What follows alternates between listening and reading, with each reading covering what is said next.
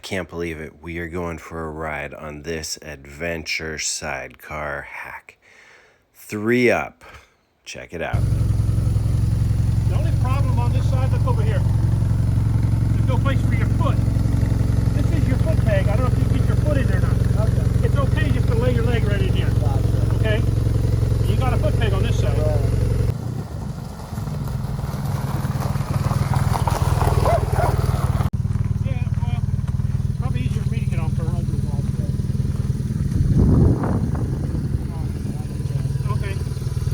Caught. Oh, I see what you're saying. There we are. Let me get this glove on. We're going on a ride with Polar Bear.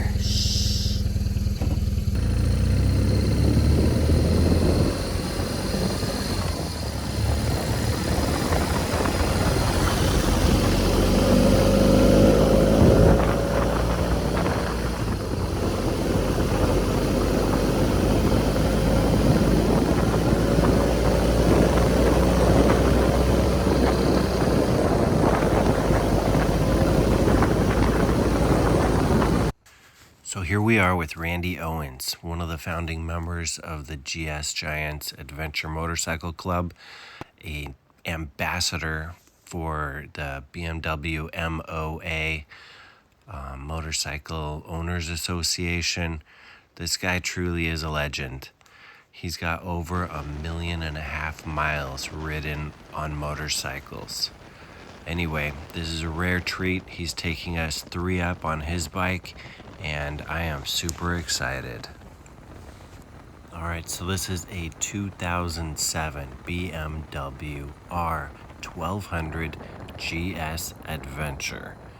He designed this sidecar rig and had it made a couple years back and has already ridden it up to Alaska. Now this is Central California we're in, so he is definitely putting on the miles. Polar Bear right there. You see it? It's his mascot. A lot of us ride with little mascots on our bikes. Randy's is a polar bear. It's been his nickname for years. You ask anyone in the motorcycling community who Polar Bear is, they know Randy.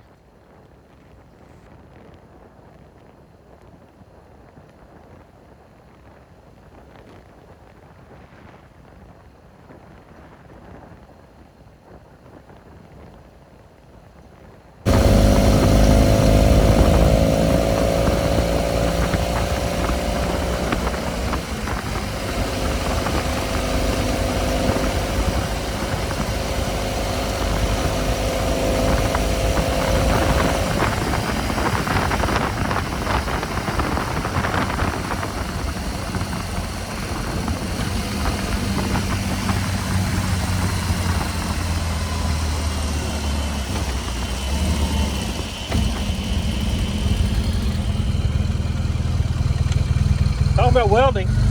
That's some welding, all right. Wow. I love the fiddle player. Yeah. I love the little airplane. You see the snake on top of the fence? That is awesome.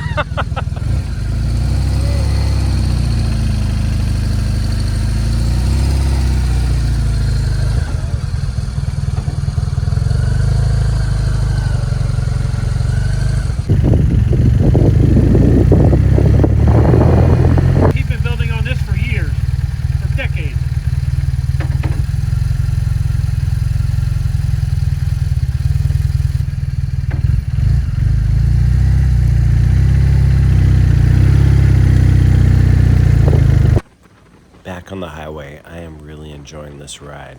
These rolling hills and beautiful oaks are just breathtaking. The ride itself in this sidecar, I can't believe how luxurious it is. It's smooth, it's solid. He's even got a spring in the seat. This thing is like a dream. It's like riding in a Cadillac. Definitely a pleasure.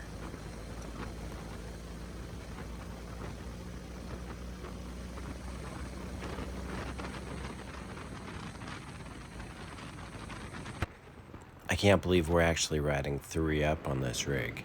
It's incredible.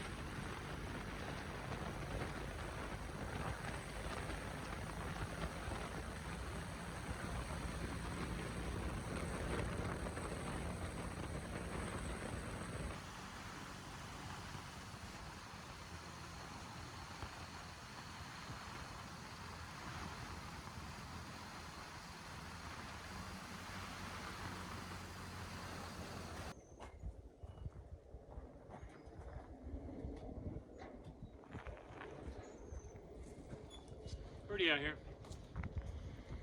We have 2 seasons. This is all green in the spring. Gotcha. During the wintertime, and it's all gone to its summer mode right now. Right. Yeah. Robert, are you on video?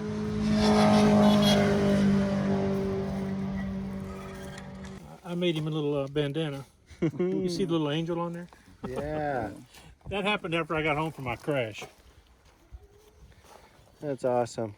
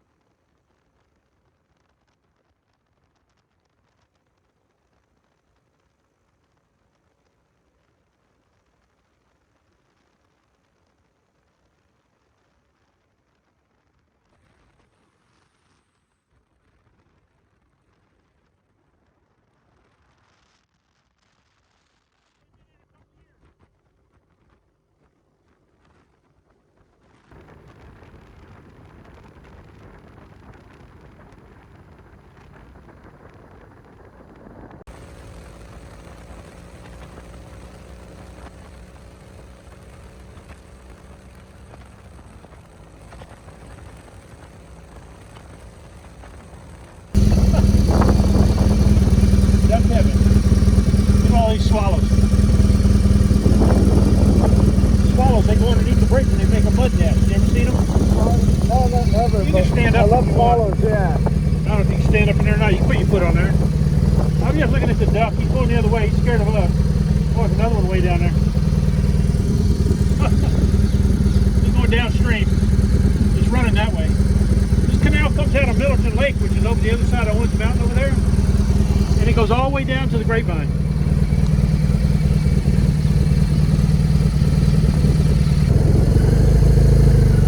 Brian Curry Canal.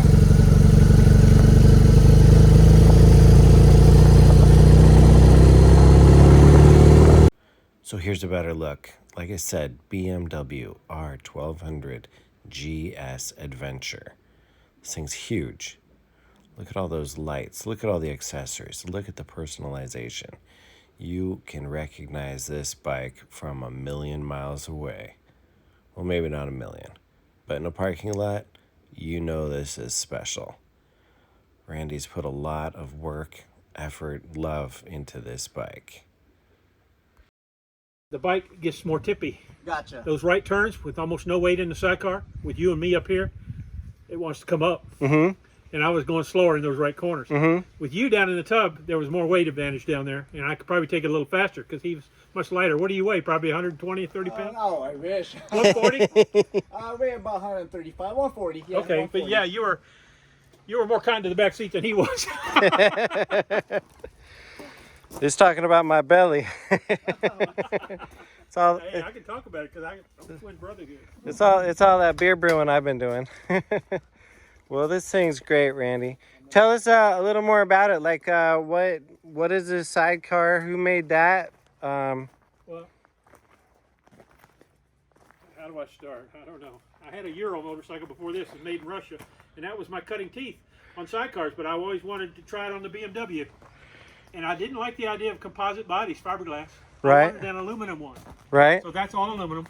That structure over there, and it can take quite a bit more beating, obviously, than fiberglass can. You can dent it without making a crack like an eggshell. Right. But a man in Pennsylvania built it for me. I drew it out on paper. I designed it, and he calls it his Outback rig. He had something similar he was already making, but there's only about 7 of these in existence, called the Outback, and made by Freedom Sidecars in Pennsylvania. Well, I tell you, it sure was fun to ride, man. That thing felt solid. But the Claude Stanley's the man's name, owns that company, Freedom Sidecars, and he's a little older than me. He's been doing it a long time, and I like what it came out with. It's a nice rig. It's large. That's Man, one of the most common comments I get. Actually, the most common comment I get is, "Do I sleep in it?" Well, I tell you, you know what? If strangers ask, "Do you sleep in that?" I said, "No, I don't sleep in it." I'm pretty sure I have the same engine in my motorcycle, and this thing pulled no problem, huh? So you have a 1200? Yeah. What year is that one? It's a 05. Oh yeah, these are 100 horsepower. Yeah. And that 100 horsepower gets her done. I can run along at 70, even 75, and it's not stressing the motor. If I get up to 80 on this, which is rare, I've only done it a couple times, I feel like the dynamics of the whole thing starts to work in my head. It scares the shit out of me. Thinking, what could happen if something goes wrong at 80? I'm never going to live to tell about it. Yeah. But either way, I just try to keep it slow. The sweet speed for cruising on this up to Alaska is like 65 all day long, 70, and I was real happy. Yeah. And even slower is even better because you're sightseeing 55, 50. But it's been a dream of mine. I'm living it. It is so cool. So cool. And so you got a car tire back here, Yeah, it is a conversion they make for these. It helps carry the extra weight. right? There's a car tire on the sidecar that matches this one, so they're interchangeable. Pretty cool. But the front tire is a larger tire that I'd modified myself. It's a sidecar tire called a Duro, and it's the Euro motorcycles out of Russia typically use this tire, and it's a very heavily rated tire. It's a 6-ply and it can carry 750 pounds. Wow. The average front tire on a motorcycle will only carry roughly 500 pounds max. That's what's printed in their sidewall. This one's rated up to 750, so it's a better tire for this type of operation. The bike here, loaded with me on it, going down the road full of gas, is 1,800 pounds. Oh yeah, that's easy to carry. I've got 500. I've axle weighted, so I got 500 on the steering. I'm carrying 800 back there, and I've got 500 on that sidecar. So that's how it breaks down with me fully loaded going down the road, like to Alaska last year. Wow. That's heavier than I thought it would be, but that's what it weighs. I weighed it at a truck scale, and does a pretty good job. Amazing what it does. The bike handles it pretty well. Pretty cool. Now this is probably one of the most personalized bikes I've seen in my life too. I mean, right down to your Polar bear. your polar bear barbed here. That's Your right out of the barbed Civil War. wire. Wow. There's The GS on there. barbed wire is registered around the country. You can tell exactly the year it was made within 5 years. Okay. It's a collector's item for some Yeah. people. They register all the barbed wire ever since it's been made. Well, a friend of mine in Missouri had this on his cattle ranch about 5-6 years ago. I visited there, and he said he's pulling this up. It was underground. He's had about a mile of it. Wow. I said, I've never seen that kind of wire before. So I came home and I typed in the old computer, went around looking for what it was. You measure all the spikes, the width, the ribbon, what it is. This was made in 1865 to 1870, this barbed wire. Ah, that's so cool. So I said, give me a foot, going on my bike. Yeah. The museums today will pay average of $25 for a foot of this. Jesus. Wow. And he's got about a mile of it Nice. hanging on the side of his barn. Nice. Pretty cool. Yeah. Polar bear is something I've had since I was a very young man. That's cool. Nickname. Hey, tell me this. So you just took us around the foothills. Now, where are we? What is this area? What do you call that? Clovis, California, but where I live is called Academy Hills. It's pretty much named after a little community we came through back here a couple miles. It's called Academy. It's a real small, historical little piece of land over here. Did you notice a sign on Highway 168 a couple miles from your Academy? Yeah. There was an old schoolhouse built there. The first public schoolhouse built in Fresno County was right there. Oh, wow. It's not there anymore. And there's a really old cemetery that dates back 150, 200 years, this little area. But this area that I live in is called Academy Hills. And it's east of Clovis, about 10, 12 miles. And it's just mostly ranch land out here. Homeowners all have anywhere from, I'm one of the poor ones out here with 3 acres, but a lot of these people have anywhere from 20 to 500 acres. Oh, man. Yeah, it's living the dream. Out here. We love it. Living the dream, man. It's so beautiful. Now, this was a cool day, huh? We had a little cold front come through. No rain this time of year, but it's supposed to be only 70, 75 here tomorrow. But 2 days ago, it was 106. Yeah, today was 106 here. Real for 2 comfortable. days in a row. So these little fronts come through up and down this time of year, and then come about July, August, we'll get 20, maybe 30 days straight over 100. Ouch. That's our worst part of the year. Some people like the heat. The older I get, the worse I like it, but beautiful shade trees, I can live with it. Beautiful shade tree, beautiful mulberries, place. you ever seen them? They have fruit on them. You can eat the fruit. You've probably heard of mulberry, right? Absolutely. These two are fruitless, but the one down the end actually has fruit on it. You can. Best friend Lori Gaskill lives in Nevada. She has a sidecar that was built the same place. Yeah. She gave me this plate about 2 years ago. As soon as I came home, I put it on, and she ordered it from the Northwest Territory, Canada, which this is their real license plate up there. That is so cool. Real polar bear. It's the capital of Northwest Territory, and they make these plates there. But she gave me one as a gift because of my polar bear, my nickname all my life. So when I went up to the Northwest Territory last year, I felt at home. The locals up there saw my plate and said, "Where do you live?" I said, "Oh, I live right around the corner." No, I don't. I'm from California, but I love having that plate on there. Yeah, that's cool. So what's going on down here? I carry an extra shifter because on a lot of bikes, this bike's not quite as exposed, but some of your smaller bikes, singles especially, these levers will get damaged or even snap off. And on the rare occasion, this little nut will get loose and somebody be riding down the road and this will just fall right off, be gone when it comes time to stop. That's more rare, but I carry a spare one. This is the factory one that came on this bike, and this is a Hammerhead. It's the name of the company, and it has a bend around front, so it can take a little bit of a hit without damaging the lever. If there's something were to hit it, it bends right here. These are solid, they don't bend. Oh, look at that. Like the one on my friend's bike over here, we're going to look at it. But carrying an extra one of these, if you get yourself an improved shifter with a bend around toe, you just take the old one and strap it up here, so you always have a spare. If you're a true adventure rider, you get into some roughneck areas, it's always good to have a second shift lever.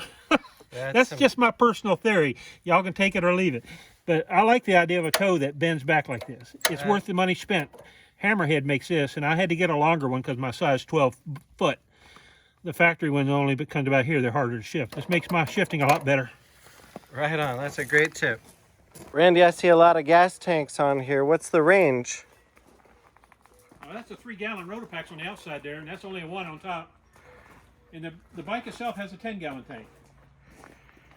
So I'm carrying the one on top's just an add-on recently, but I was carrying 13 gallons up to the Arctic Ocean, and anytime I'm over 30 miles a gallon, I'm smiling. There you go. The slower I go, the better it gets. I can get up to 34, 35 miles a gallon with keeping my hand out of the throttle. But out on the freeways where I'm running 65 plus, all down in the 28 range, which is pretty good considering what all that is. Considering what all that is, that's the biggest thing is this is not aerodynamic. You may have seen different sidecars. Some of them are like bullets. Well, Polar Bear, thanks again for the ride. For those of you watching, thanks for joining in.